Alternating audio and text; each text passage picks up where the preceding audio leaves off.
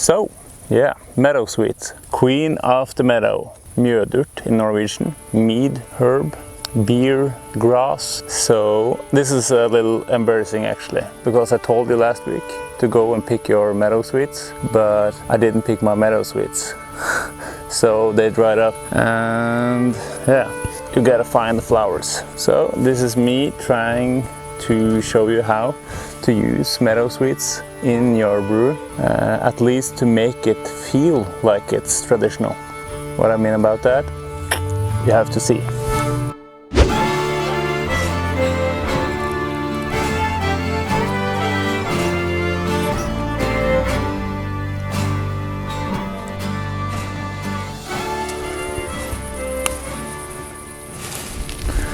Okay, so as I said, it's a little embarrassing. All this behind me is actually Meadowsweet, but dried up, not the fresh one that we want. So I hoped you picked yours when I told you to, because this one is not the same as this one anymore.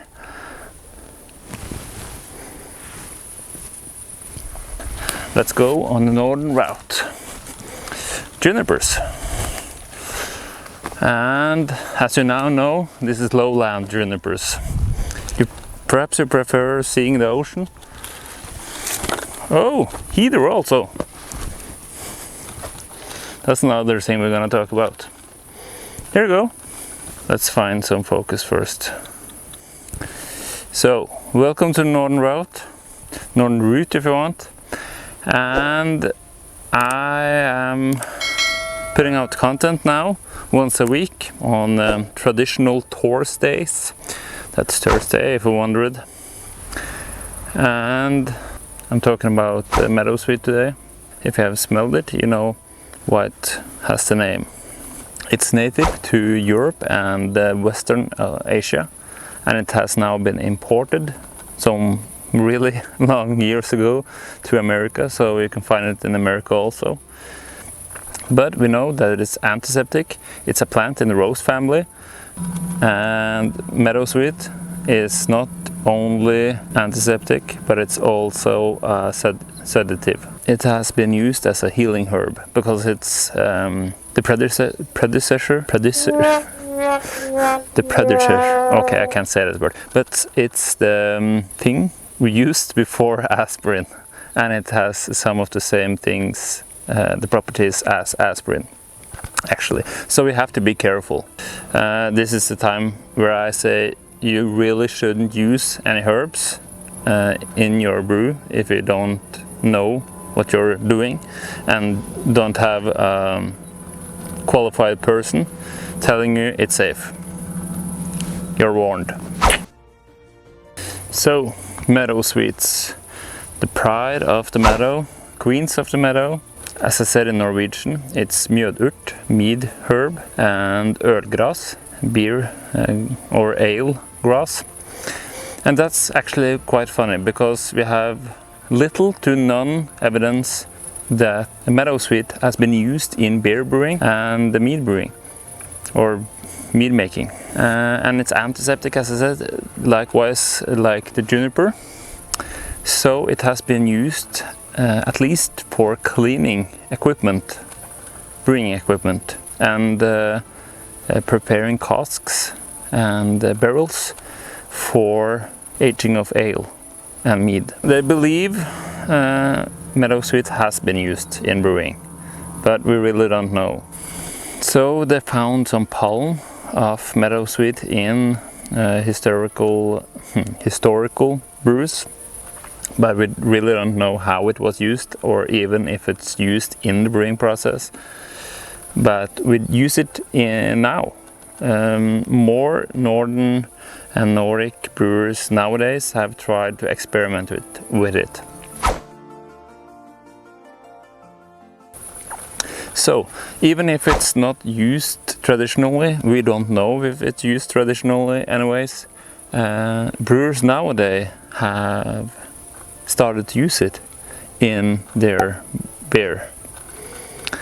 And I think often it's boiled, but the smell of it is very sweet, and In brewing, it's not that sweet. It's a bitter herb if you use it boiled for long. Some say it has a little almond and vanilla taste to it. Depends if you boil it or not and how long you boil it. And I'm gonna give you some tips in the end of how you can use Meadowsweet in your brew. So you can use them fresh or you can use them dried. I think when people talk about using them dried, they talk often about the tonic style of it. I don't think they're so aromatic if you dry them up. So use them fresh, I think. And you can use the flour and some of stilk. Don't remember what it's called. Post it here. This part of the flour. And as I said, if it's dried, doesn't smell that good. So use them fresh as you can.